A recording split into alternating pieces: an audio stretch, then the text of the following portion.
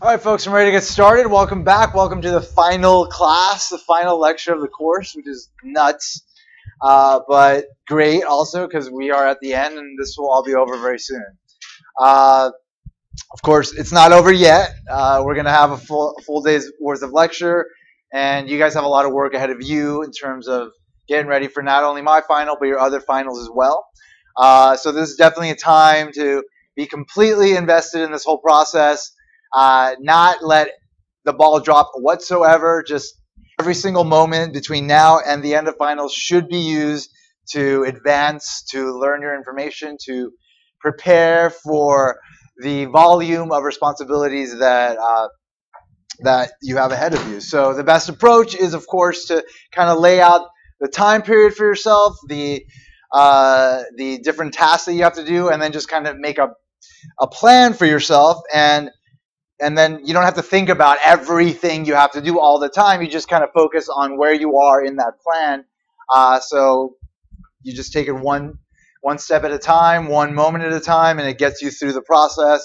And then things ultimately work out if you take that kind of approach, as opposed to just kind of letting things happen and then just kind of reacting to things, which is an approach that a lot of people tend to take, and it is the wrong approach. So I hope you've taken the right approach this entire semester, but if you haven't, you have some time to maybe readjust and readapt and turn things around. Finals are a huge opportunity for people in this class especially. I've mentioned that the final itself is not curved, but the final scores are curved once all the scores are tallied. So you have an opportunity, if you do really well in the final, to really pull yourself away from the crowd and get ahead and solidify a decent grade in this class based on whatever the curve winds up being. Also, because of that, there's no way for you to calculate what you need on the final to get a certain grade, because again, it's unclear as to how everybody else is going to do. So all you can really do is do your best, and that's what you should do. Just do your absolute best. I'll have the papers graded by the time the final comes around, so at least my goal is the night before to have it done. I have 3 classes worth of papers, so a lot to get through. Plus, I have to get all the mini papers tallied and whatnot. So it's a big task. It's going to take me a while, but I've made sure in the past to have it all done before the final, so I'll make sure to do that. You'll at least know how you did on that prior to the actual final, and then I'll turn papers back in to you on the day of the final. I'll have them all ready for you. You can pick them up as you leave and never have to look back at this class. All right, are there any questions about anything you want me to address before I move on to the final material for the course? All righty. All right, great. Again, we only have one more chapter to go, and the final, of course, is not cumulative. It's just going to be based on chapters 9 through 12. It's the same length as the other exams we've taken, so there aren't going to be any surprises in terms of that. And you will have extra time. It'll be a 2-hour time frame, so that might help those of you that need it. And as far as what you need, same stuff as always: calculator, something to write with, Scantron.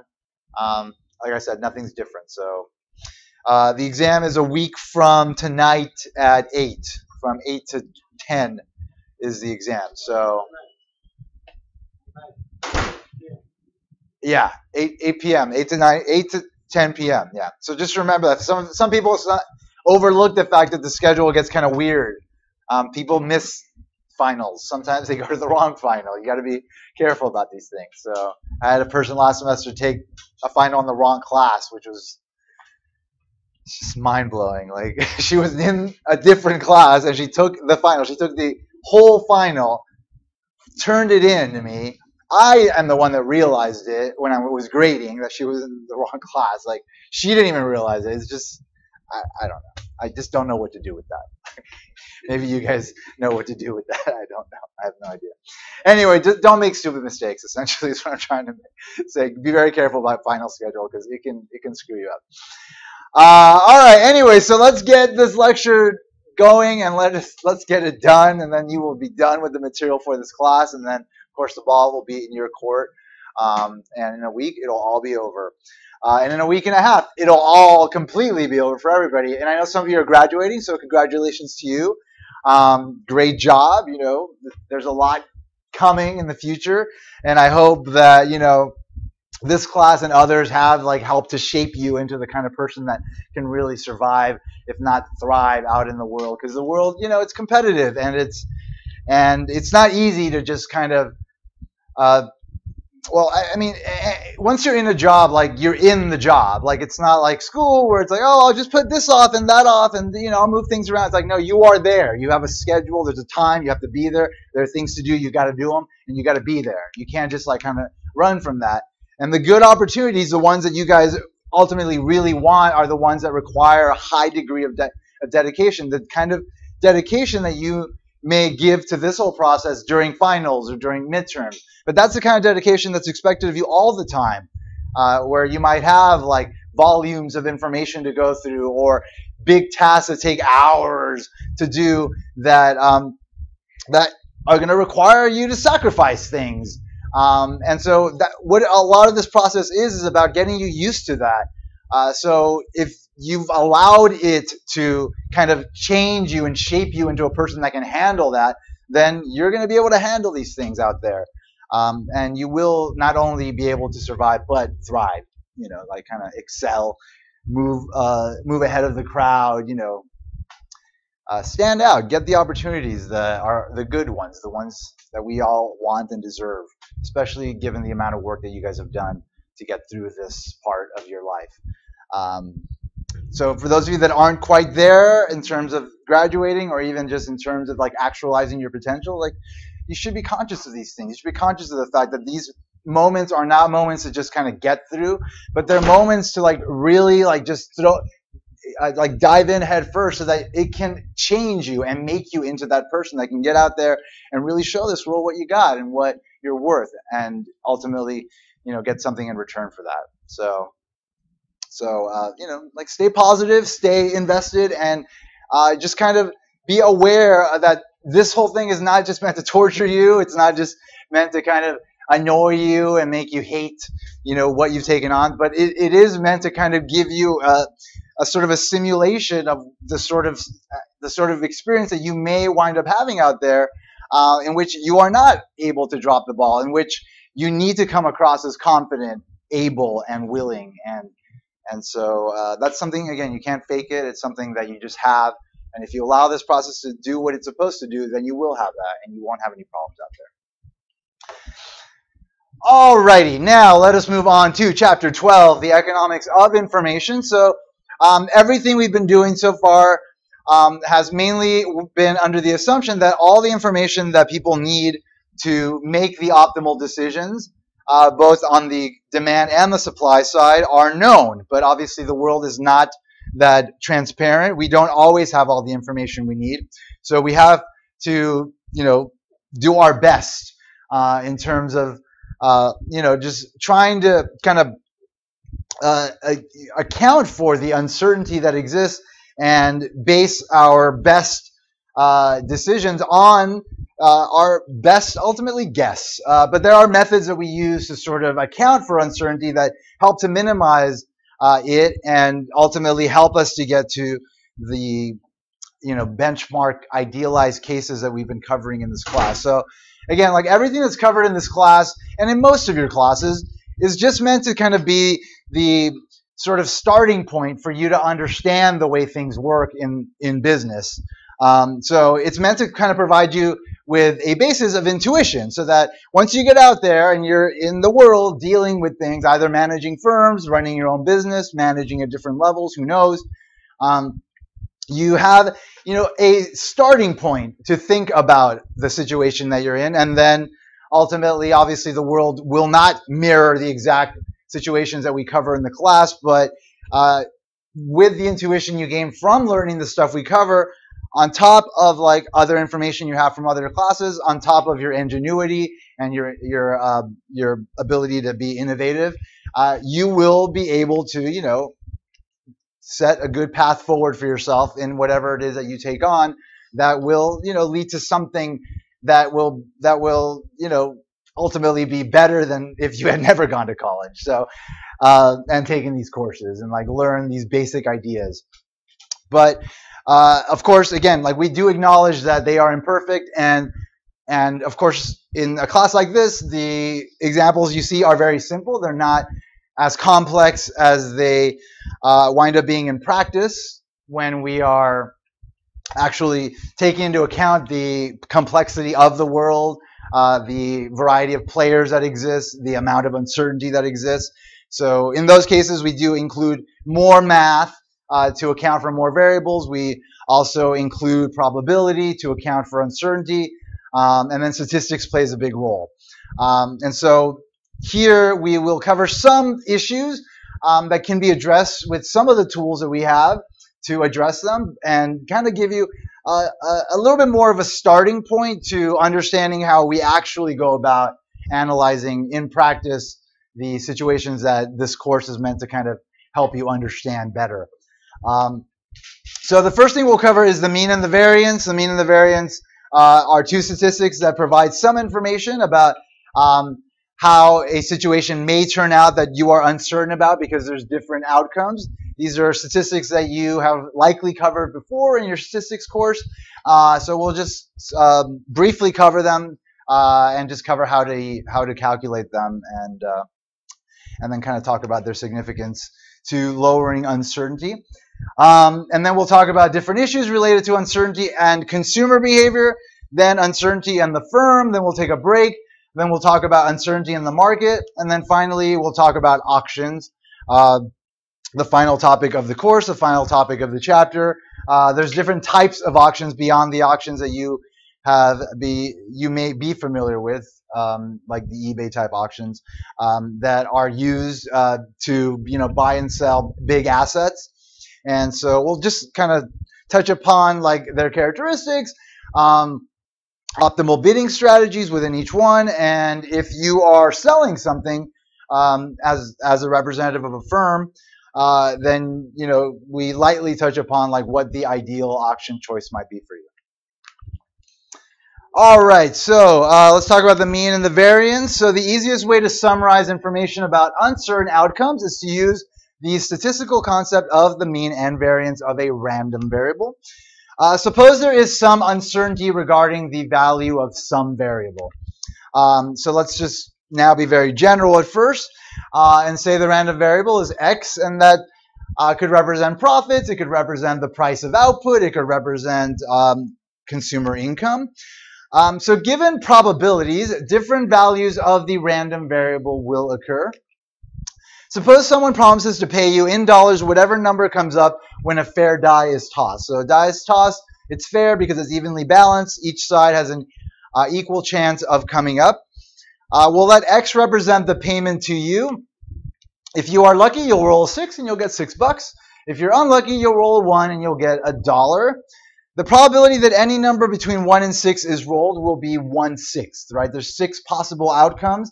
Any one of the outcomes that occurs is one of 6. So there's a 1/6 probability that each one will occur. The expected value or mean of X is given by then the weighted average of each of these outcomes weighted by their respective probabilities of occurring. So in this case, you're going to have a 1/6 probability of getting a 1 and getting $1, plus a 1/6 probability of rolling a 2 and getting $2, and so on and so forth. So that's how you would set up the expected value of this gamble, this die toss. And so if you calculate the expected value correctly, remembering your order of operations, then this turns out to be $3.50. So what that tells us is that on average, this gamble will yield $3.50. Even though you don't know for certain how much you'll be paid when you roll the die, on average, that's the amount you'll get. Generally, if the possible outcomes of the random variable are, let's say, x1, x2 to xn, so this is the general case. So in the case we were looking at, x1 would be 1, x2 would be 2, xn would be, let's say, 6. And each one has a probability of occurring. So let's say, in general, these are the probabilities of each of those outcomes occurring. So Q1 in this instant would be 1/6, Q2 would be 1/6. Then the expected value of x generally is given by, again, the weighted average of each possible outcome weighted by their respective probability of occurring. So there's a Q1 probability that you will get x1. There's a Q2 probability that you'll get x2, and that continues on to the nth possible outcome. So there's a Qn probability that you will wind up getting a payoff of xn, where the sum of the probabilities sum to 1. So whenever you're thinking about a gamble of any sort, there's going to be a set of possible outcomes, and ultimately something is going to happen. And so the sum of the probabilities have to equal to 1. That's something that may happen, may be nothing. And so that is an outcome that will also have a probability. And so ultimately, again, all possible outcomes will have probabilities that will add to 1. So the mean of a random variable collapses information about the likelihood of different outcomes into a single statistic. It provides no information about the degree of risk associated with the random variable. So that's the problem with the mean, is that it tells you something about the average outcome, but it tells you nothing about how risky the actual gamble is that you're taking on. To illustrate the importance of considering risk in making decisions, consider the following two options. So there's another gamble. It involves a coin flip. If heads comes up, you receive $1. If tails comes up, you pay $1. And then there's another option. Same situation with the coin, but if you get heads, in this case, you get $10. And if you get tails, you get $10. You lose $10. So even though the stakes are much higher under option 2 than under option 1, because again, you could lose a lot more, each option has an expected value of 0. So throwing our values into our expected value expression, we see that the expected value for the first gamble, again, is 1/2 times the probability, 1/2 the probability of getting heads with an outcome of $1, plus 1/2 the probability of getting tails, times an outcome of losing $1, and that's equal to 0. This expression. And same is the case for the gamble that involves losing or gaining $10. That actually winds up being 0 as well. So you can see again that the expected value is the same here, but obviously the second option is a much riskier gamble. By summarizing information about the options using the mean, we have lost some information about the risk associated with the two options. So under option 1, half the time you'll make $1 more than the average, and half the time you'll make $1 less than the average, which again, the average being 0.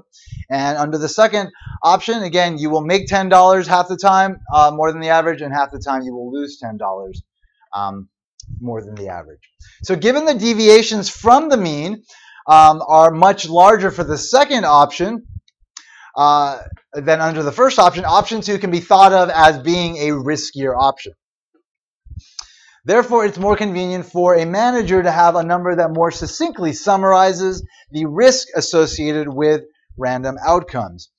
And of course, that is when we turn to the variance of a random variable. So the variance of a random variable is the sum of the probabilities that different outcomes will occur times the squared deviations from the mean of the random variable. So we're looking at how far each outcome is from the average, and then we square that to get rid of negative numbers to avoid those, and also give a bigger impact to the larger deviations, and then we weight those by their respective probabilities of occurring. So formally, if the possible outcomes of a random variable are once again x1, x2, all the way to xn, and their corresponding probabilities are q1, q2, all the way to qn, and the expected value of x is given by e to the x, e of x, which is, again, just the expected value expression that we just looked at.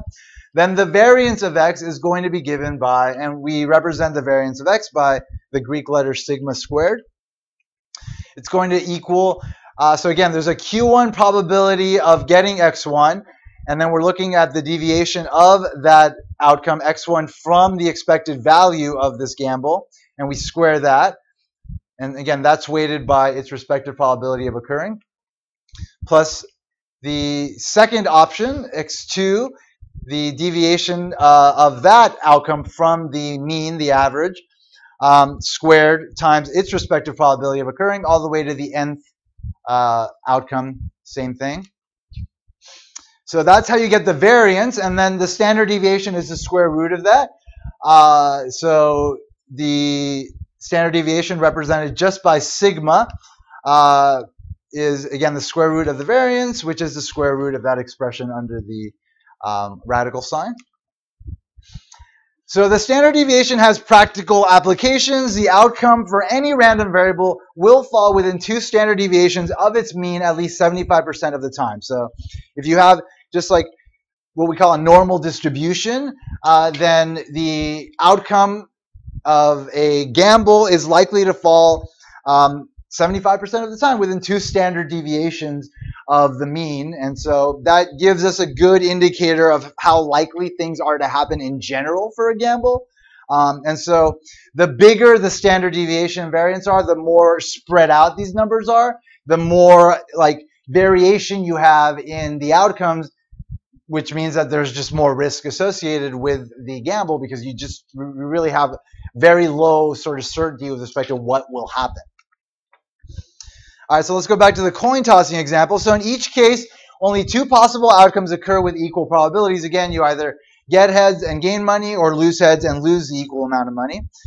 So we can look at the variance of each of these options. So the variance for option 1 is going to be equal to, again, we have 1/2 the probability of getting heads, in which case you get $1, and you subtract the mean from that to get the deviation of that outcome from the mean, square that, and then you have the second term here, which represents losing, 1/2 probability of getting heads and losing $1, and then you subtract the mean from that, so you have that deviation from the mean, you square that, and then in this case we wind up with 1/2 plus 1/2, which equals 1.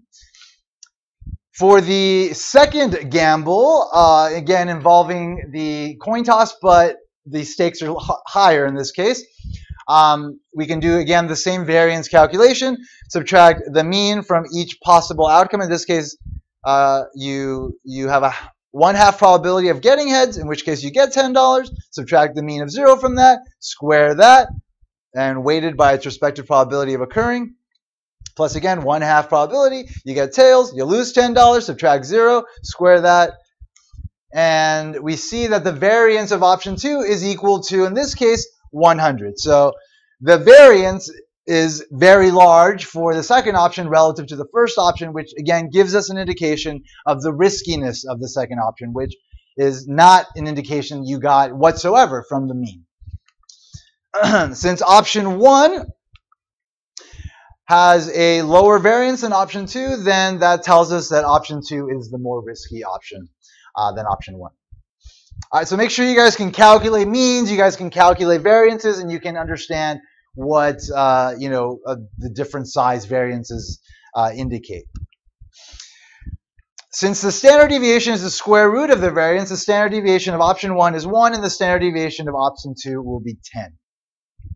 All right, let's do a quick demonstration problem. So the manager of XYZ company is introducing a new product that will yield $1,000 in profits if the economy does not go into a recession. However, if there is a recession, demand for the normal good will fall so sharply that the company will lose $4,000. So what this is telling us is that if there's a recession, whenever there's a recession, incomes go down. If we're talking about a normal good, people buy less of normal goods when their income goes down. That's what we're being told here.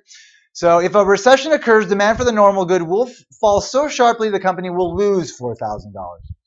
If economists project that there's a 10% chance the economy will go into a recession, the question is, what are the expected profits to this XYZ company of introducing the new product? So again, we can look at the expected value of this gamble of introducing a new product, given this uncertain economic environment that the firm is operating in. And then we're going to figure out how risky the introduction of the new product is. Again, we're measuring risk. That means we're looking at variance. All right. So if there is a 10% chance of a recession, that means there's a 90% chance there will not be a recession. So again, if you're given only 2 possible outcomes and you're given a probability for one outcome, again, all probabilities have to sum to 1.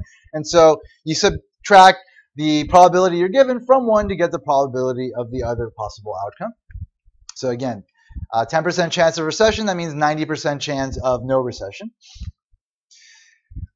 So using the formula for the expected value of a random variable, the expected profits of introducing the new product are found to be, so again, we set up our expected value expression. There is a 10% chance that there will be a recession, in which case the firm will lose $4,000. And there's a 90% chance that there will not be a recession and the firm will earn $1,000, get some return on that investment. And so if we do our expected value calculations correctly, then we wind up with an expected value, in this case, of $500. Using variance as a measure of risk, we can look at what the variance is and it'll tell us something about the riskiness of the gamble. So again, we're looking at deviations from the mean of each possible outcome squared, multiplied by their respective probabilities of occurring. So there's a 10% chance that there's a recession, you lose $4,000, subtract the mean from that. So that's the deviation from the mean, fairly large. Square that, multiply by 0.1, and then there's a 0.9 probability of there being no recession, and you earn $1,000. Subtract 500 from that, you get a deviation from the mean, which is 500. Square that, multiply by the probability of occurring. Again, you have to remember your order of operations. Please excuse my dear Aunt Sally. So parentheses, exponents, multiplication, addition. Doing all that correctly, we see that the variance in this case is going to be 2,250,000. So there's a wide sort of variation in like what could possibly happen given the situation is what the variance is telling us. All right, so that's the mean and the variance. We're going to be using these concepts as we move forward. So the first focus of sort of including uncertainty in some of the analysis we've been doing will be on the consumer behavior end of things and sort of how managers might respond to particular situations with respect to uncertainty and consumer behavior. So we now turn to the presence of how uncertainty affects economic decisions of both consumers and managers, starting with consumers. All right, so whenever we're doing any kind of analysis and there is uncertainty with respect to like the outcomes of that analysis, you have to specify the attitude towards risk of those that are making decisions within the analysis. So anytime we're kind of trying to project what's going to happen with, let's say, asset prices over time, bonds, stocks, whatever, any of these like programs that you guys might have used in like your finance courses or whatever, where it's all about sort of trying to ballpark where the trajectory of a price of an asset will go. You have to think about like how are consumers behaving in that economy, and you have to think about like what the particular type of consumers that would be buying and selling these assets, like what their attitude towards risk might be. They might be really like risk loving, just like ready to take on risk. They might be risk averse, really afraid of risk, or they might be risk neutral. Ultimately, they're willing to take on risk only if the gamble has a likelihood of having a positive outcome. So we need to specify the type of attitude of the consumers, or else our models may kind of not hit the mark as closely as we might try to. Ultimately, in the world is uncertain, and you never know what's going to happen. In the end, like, we could account for every variable, and then everybody could vote for like somebody that's going to screw them over, and then everything kind of gets thrown off, and everything that we projected for the next 10 years is completely invalid. So the methods are imperfect, but again, like, you do your best given the chaos that we all exist in to kind of try to rein in that chaos and try to, again, extract some certainty out of it. So like if you're thinking about like asset prices that are sort of bought and sold a lot by, let's say, like hedge funds and those type of players, then those type of firms tend to be risk loving. They like to take risks because they diversify. Versus like if you're thinking about assets that generally maybe like older folks, retired folks tend to buy, those people obviously they have fixed income, so they tend to be a lot more risk averse. They don't take risks. So you can specify those attitudes within the models. So let's talk a little bit about sort of these attitude towards risk and how they might affect the decisions that managers might make. So in chapter 4, we assume consumers have preferences for bundles of goods, which were assumed to be known with certainty. Here we'll extend our analysis to preferences over uncertain outcomes. So we'll let F and G represent two uncertain prospects.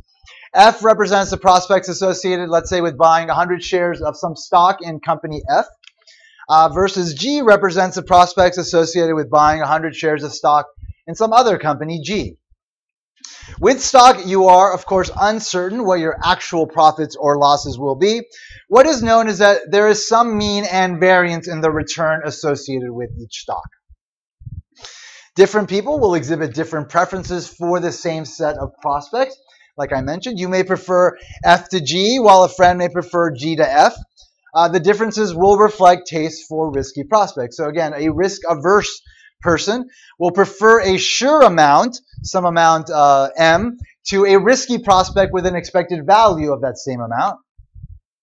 A risk-loving individual prefers a risky prospect with an expected value of M to a sure amount of M because, again, even though it might have that expected value, they could wind up getting a payout that's a lot bigger than that. And then, of course, a person might be risk neutral. Again, the individual is indifferent between a risky prospect with an expected value of M and a sure amount of M. What they care about is just a positive payoff. So if they have a positive expected value, they will generally tend to take the risk. So it's possible for individuals to vary in their attitude towards risk depending on the magnitude of the risk as well. So let's look at managerial decisions with consumers that are risk averse.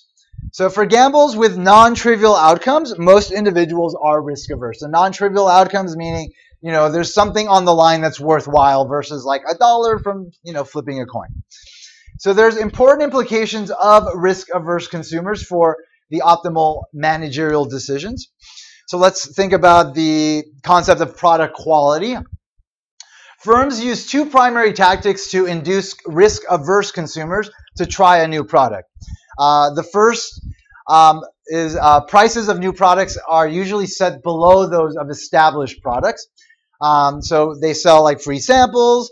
Again, like you are trying to appeal to these consumers that generally are not willing to take risks by not having them take a risk. If they're getting a free sample, then again, they're able to sample your product without having to put any money on the line and potentially get a bum product.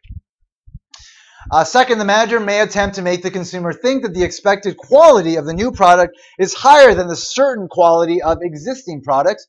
And of course, that is done through advertising. So comparison advertising is the main tool to do that. If consumers are convinced by such an advertisement, they may go ahead and purchase the new product because its higher expected quality offsets the risk associated with trying a new product.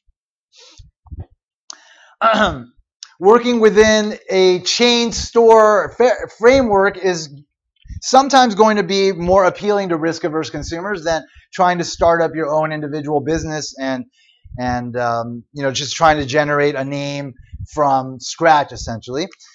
So risk aversion also explains why it may be in a firm's interest to become part of a chain store instead of remaining independent. A consumer, let's say driving through some random small town that decides to eat lunch, will typically prefer to make purchases at chain stores. We've had sort of this debate over the last few decades about, like, is it good for these large corporations to kind of take over most businesses and for there to have for them to basically price out a business like the mom and pop shops. Obviously, that's bad for the mom and pop shops, but if you think about it, like, as just a standard consumer, I'm a standard consumer, you guys are, I do tend to be risk averse. I don't like to take chances with simple things. Like, if I'm driving out in the middle of nowhere, like, I want to go to a place where, like, I know the place is accountable to some, like, national brand that, will have to adhere to certain guidelines that supersede, like, their local norms or whatever, versus, you go into, like, the mom and pop shop and, you never know what you're going to get. You never know who you're going to encounter. You never know what unpleasant sort of situation might result from, differences in, attitudes towards different types of people. Who knows? So, ultimately, like, I personally would choose a chain store versus, like, some like mom and pop place, just to avoid any kind of unpleasantness. So again, local customers might be more inclined to shop local, and it will ultimately depend on the type of environment you might operate in. If you are local and you know that the local population is sufficient enough, then hey, yeah, start up your own thing. But like in general, like you will tend to attract more customers that are not familiar with your area or your store, if they are knowledgeable of like the reputation of your store, because again, it is part of a chain. All right, so another important sort of way that consumers that are risk averse are able to sort of be quelled in their fear of purchasing products is to purchase insurance. Pricing insurance is like a huge business. It's called actuarial work. We have methods of being very specific about how much people are willing to pay for insurance.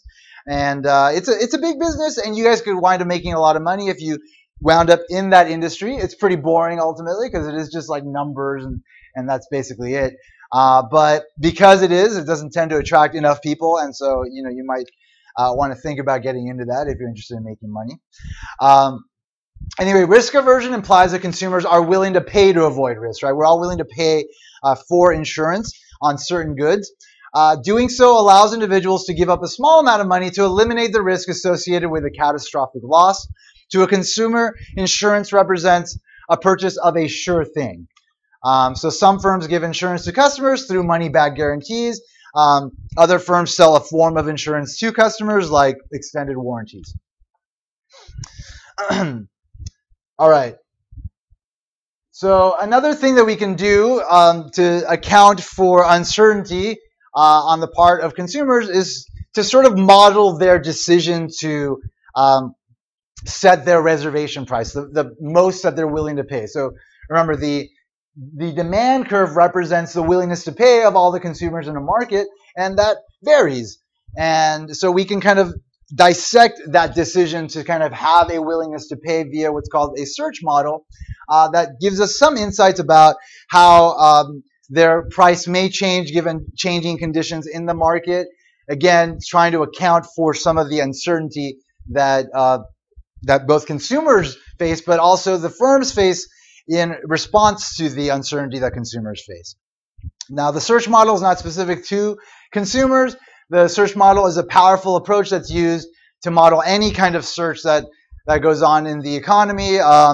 Labor economists use search models to sort of try to, again, kind of rein in the kind of the chaos and the uncertainty in those type of markets to try to provide some insights into how they operate and how they might operate in the future. So again, the search model has many applications, not just consumers. We'll just talk about an example of the search model on the part of the firm looking for employees to hire in the next section. Anyway, so as far as consumers, so the analysis of consumer choice is complicated when consumers do not know the prices charged by different firms for the same product. Suppose consumers do not know the prices charged by different stores for the same watch. A consumer would like to purchase the product from the store charging the lowest price. So we'll let C denote the cost of obtaining information about the price charged by an individual store. That could be measured in terms of opportunity costs, the implicit cost of searching. The more time spent searching, the less you're working and making money. Suppose that 3/4 of the stores in the market charge, let's say, $100 for a particular brand of watch, and 1/4 of the stores charge $40. If the consumer locates a store that sells a watch for $40, then she's going to stop searching because she's found the lowest price. A risk-neutral consumer wonders what to do if she visits a store that charges $100. A risk-neutral consumer, again, is willing to take a gamble if there's a positive expected outcome, but again, it's going to depend on the expected value of an additional search for her, because having found a watch at $100, there's a likelihood that if she goes searching again, she'll find the watch again for $100 at a different store. For simplicity, we'll suppose the consumer searches with free recall and with replacement. That means free recall means that the consumer is free to return to the store that they found a previous watch at any time. And replacement means that the distribution of prices charged by other firms does not change because the consumer has learned that that maybe one store charges $100. So again, like the likelihood of finding a store that charges $100 doesn't change by you finding a store that charges $100 for the watch, is what that means. All right, so under these assumptions, if the consumer searches again, 1/4 of the time she will find a price of $40, and thus she'll save $60. 3/4 of the time, the consumer will find the same price of $100. So the expected benefit of an additional search is thus going to be, again, the weighted average of all possible outcomes, weighted by their respective probabilities of occurring. So again, there's a 1/4 probability that she will find a store that charges the price less than the $100, the lowest price of $40, and she'll get that $60 payoff. Plus, there's a 75% chance that she'll search again and just find another store that charges $100. So the payoff there will be 0. So doing the numbers, the expected benefit to an additional search in this case is $15. So you have a positive expected value here. So that means that a risk-neutral person would be willing to take the gamble and perform an additional search. The consumer should search for a lower price so long as the expected benefits are greater than the cost of an additional search. If the cost of each search, let's say, is $5, the consumer will find it in her interest to continue searching for a lower price in this case. So even a risk-neutral consumer would do that, given, again, that the expected benefit outweighs the cost of an additional search. If the cost of searching once more for a lower price, let's say, is $20, then it would not pay to continue searching for a better price. The example reveals that the expected benefits of searching depends on the lowest price found during the previous search. So we can kind of model that graphically via this expected benefit curve, and then we'll have the cost curve as well.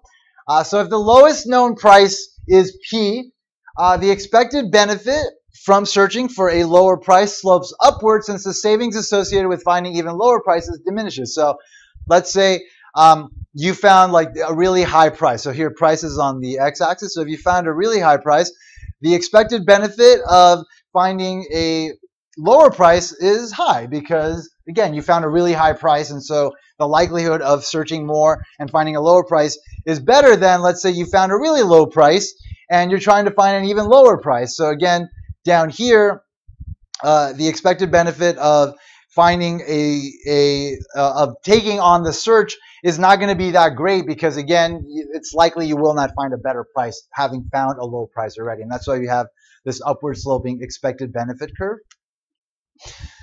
The cost of each search is the horizontal line labeled C. If the consumer finds a price higher than this price right here, R, the expected benefit of searching is going to outweigh the cost of an additional search, and the consumer should reject any price she finds along this range, any price that's higher than R, and should continue searching. If the consumer locates a price below R, then it's best to accept that price, stop searching, and purchase the product. Again, because let's say she found a price down here, then the expected benefit of searching and trying to find a better price is going to be less than the cost incurred in an additional search. And thus, she would not do it, and she would just simply accept the price that she found. So if the consumer located a price of exactly R, she would be indifferent between purchasing at that price and continuing to search for a lower price. So R is what's known as the reservation price. It's the price at which the consumer is indifferent between purchasing at that price and searching for a lower price. So R is the willingness to pay by the consumer, and it is essentially what we've been talking about the entire semester on the demand curve. Like, there is this calculation being done, not explicitly, but in the background, you know, like in people's minds, with respect to like whether or not they're willing to pay for something. And it all has to do with like, are they willing to take on the extra burden of the costs of searching further versus just kind of being okay with like the price they find. And so this is kind of a way of kind of deconstructing how we set this reservation price. And it's reflective of like this process of searching. So formally, if the expected benefit is the expected benefit of searching for a lower price than P, and C represents the cost per search, then the reservation price satisfies the condition where the expected benefit is equal to the cost. So R corresponds to the point where the expected benefit of an additional search is equal to the cost of an additional search. So that gets us to the general principle, the consumer's search rule. The optimal search strategy is to search for a better price when the price charged by a firm is above the reservation price, and stop searching when the price below the reservation price is found. So now we can ask, like, what happens if the cost of searching increases? So if the cost of searching increases, well, that means that the consumer will be willing to raise the reservation price. So again, that is the cutoff between either accepting a price or not accepting a price. So this means that the reservation price is higher, so there's a smaller range over which they will be willing to continue their search, given that the cost of searching has gone up. So again, this means the consumer will now find more prices acceptable and will search less intensively. Similarly, if the cost of searching for lower prices falls, the consumer will search more heavily for lower prices. And this is essentially what's happened, let's say, in the last 30 years. Now that we've digitized shopping, the cost of searching is basically zero at this point for most of us.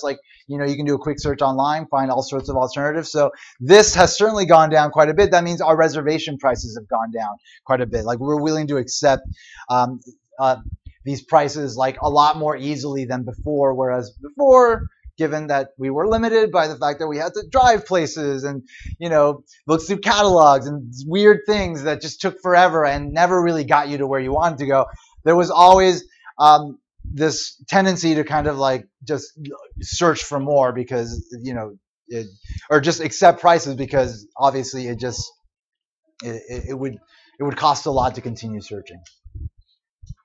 So the analysis of a consumer's decision to shop for lower prices can be used to aid managers in setting prices.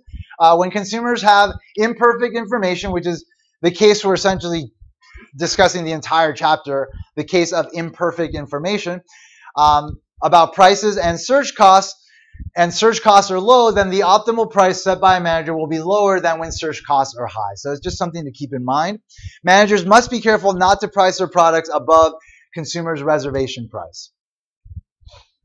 All right, so that's some of the approaches we can take to sort of understanding how to approach consumers, given, again, that they have certain attitude towards risk, and we are trying to account for that, and also the uncertainty in the environment that we operate in. And again, the methods that we use in practice are more sophisticated than what you see here, but again, this is just meant to kind of give you an idea of the germs, the sort of seeds of these approaches that in practice wind up being very powerful, because again, you have to account for the complexity of the world in order to have methods that mean something in practice versus just being abstract theoretical ideas in textbooks and classrooms.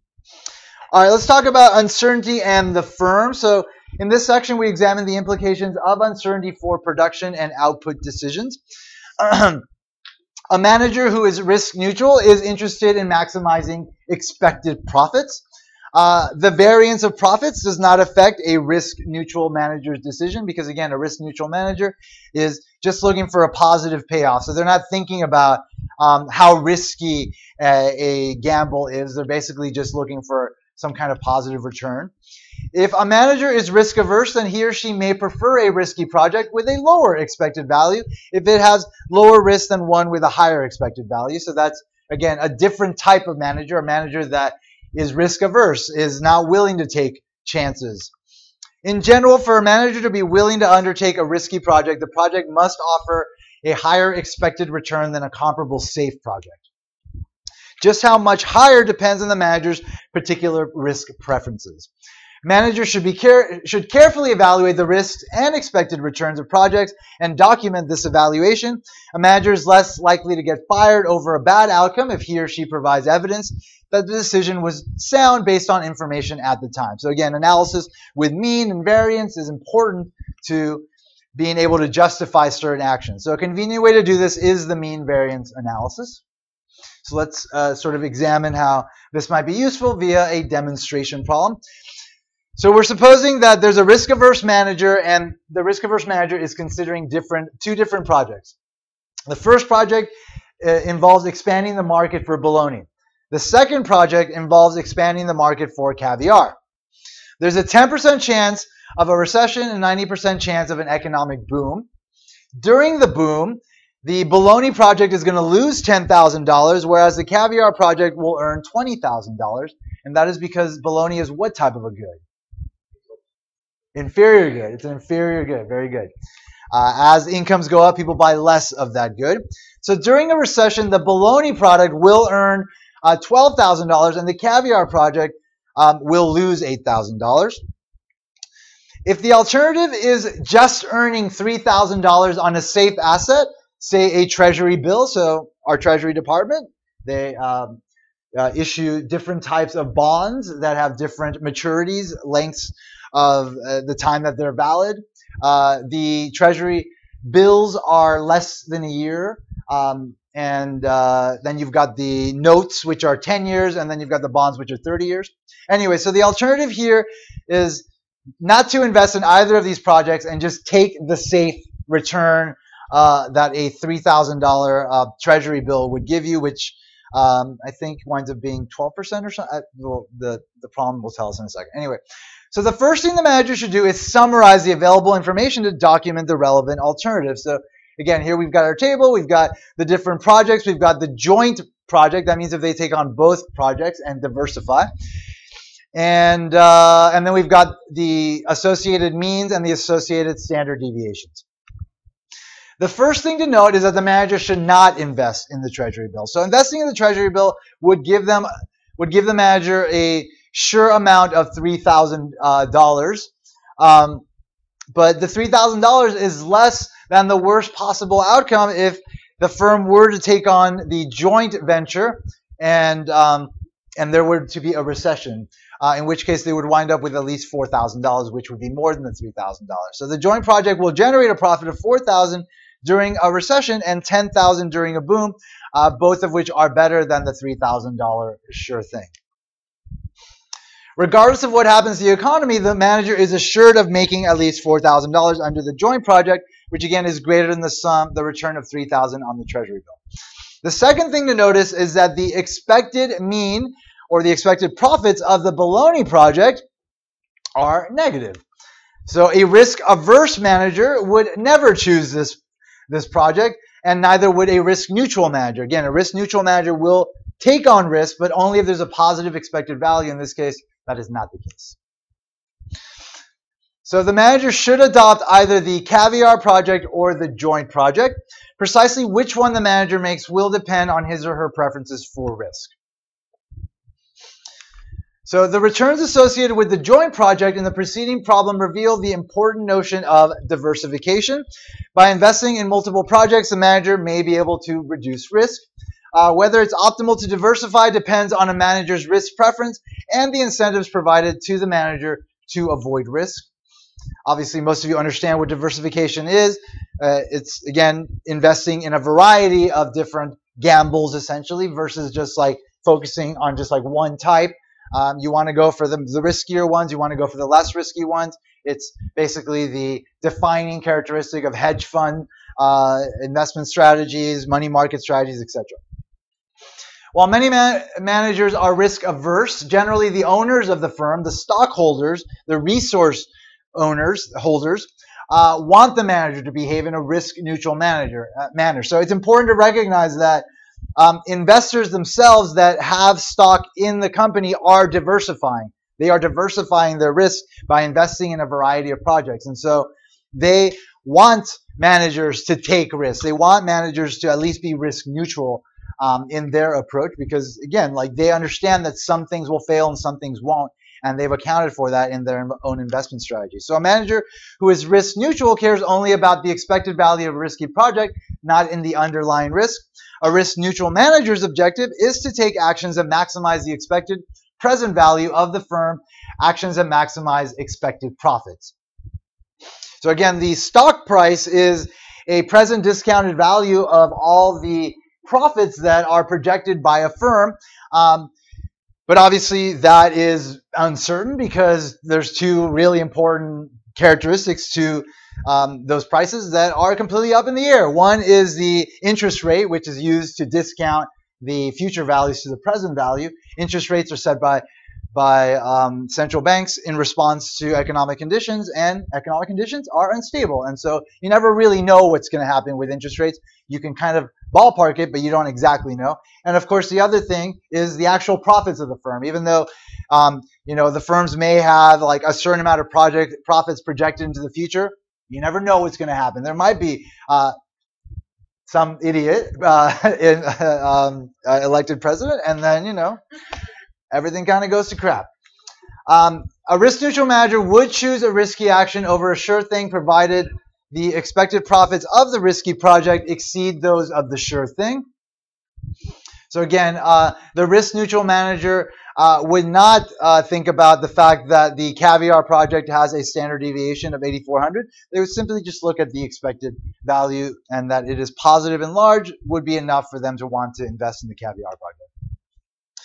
So shareholders want managers to take actions that maximize expected profits, even when doing so might involve considerable risk because of their own ability to diversify. So again, given that the resource holders, the stockholders, want managers to behave in that way, it's important for a manager to be very precise about their decision making by laying out all the information prior to making decisions about the expected values, the varying risk associated with each gamble, so that at least there's some basis for the decision versus, because, if things go wrong, you need to be able to justify why you did what you did.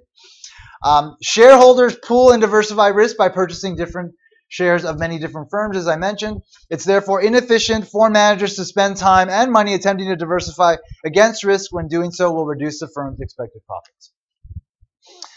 All right, now let's turn to the search model, but on the side of producers, and account for uncertainty on the part of a manager searching for an ideal employee.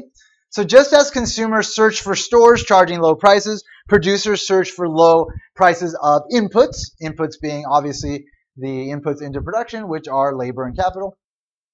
When there is uncertainty regarding the price of inputs, optimizing firms employ optimal search strategies. The search strategy for a risk-neutral manager will be precisely the same as that of a risk-neutral consumer. So let's kind of explore this idea via a demonstration problem. A risk-neutral manager is attempting to hire a worker. All workers in the market are of identical quality, but differ with respect to the wage at which they are willing to work. Suppose half of the workers in the labor market are willing to work for a salary of 40 grand, and half will accept a salary of 38 grand. The manager will spend 3 hours interviewing a given worker and values that time at 300 bucks. The first worker the manager interviews says that he will work if he is paid the $40,000. The question is then, should the firm manager make him an offer or interview another worker?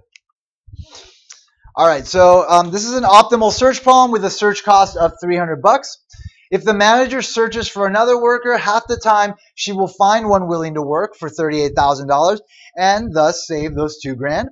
But half the time the manager will find a worker just like the one she chose not to hire, and the effort will have been for nothing. Thus, the expected benefit of interviewing another worker is, once again, an expected value weighted by the probabilities of occurring. So again, half the time the manager will encounter a person that will save her $2,000, and half the time she'll not do that. She'll encounter a person that wants the exact same amount of money. So there's an expected benefit of an additional search of $1,000 with a cost of $300. So should she search further? Should she search for an additional employee? Yeah, she should, right? Because the expected benefit outweighs the cost of an additional search. Since this is greater than the cost of $300, the manager should not hire the worker, but instead search for a worker willing to work for 38 grand.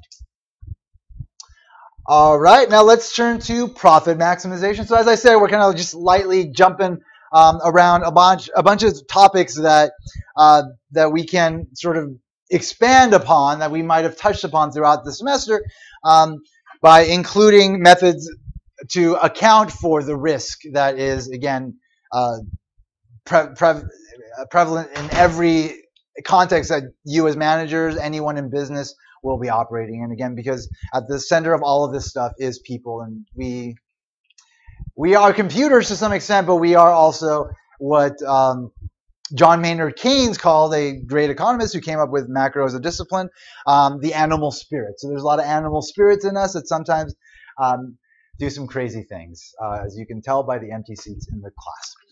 All right, so the basic principles of profit maximization can also be modified to deal with uncertainty. Suppose the manager is risk neutral and demand is uncertain.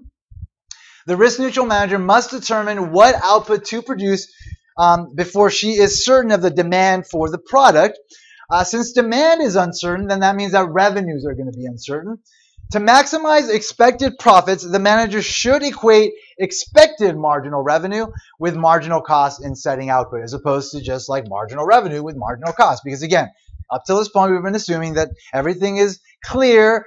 Managers know exactly what demand looks like. Therefore, it's easy to just say, this is marginal revenue, set it equal to my marginal cost, which is also clear. And the outcome is what we've been calculating. But again, the world is not perfect, so we have to account for that. So we do set expected marginal revenue equal to marginal cost. Let's see how this works via a demonstration problem, and then we will take a break. Appleway Industries produces apple juice and sells it in a competitive market. So they sell apple juice in a competitive market. So what is the condition that a competitive firm uses to set their optimal output level? They set something equal to something to set their quantity of output. A perfectly competitive firm. Marginal cost equal to price. Excellent. That is exactly correct. And that, of course, is in contrast to all other marketplaces where there is market power, where the marginal revenue is less than the price, and therefore they set marginal revenue equal to marginal cost. Because, again, that allows them to then mark up the price, which, again, is reflective of their market power. All right, so Appleway Industries produces apple juice and sells it in a competitive market. The firm's manager must determine how much juice to produce before he knows what the market competitive price will actually be. Economists estimate that there's a 30% chance the market price will be $2 per gallon and a 70% chance it will be $1 when the juice hits the market. If the firm's cost function is given by this expression here, how much juice should be produced to maximize expected profits is the question. And then we're going to figure out what the expected profits of Appleway Industries are. All right, so the profits of Appleway Industries are, of course, going to be given by the difference between revenues and the cost of supplying this amount Q. Since price is uncertain, the firm's revenues and profits will also be uncertain.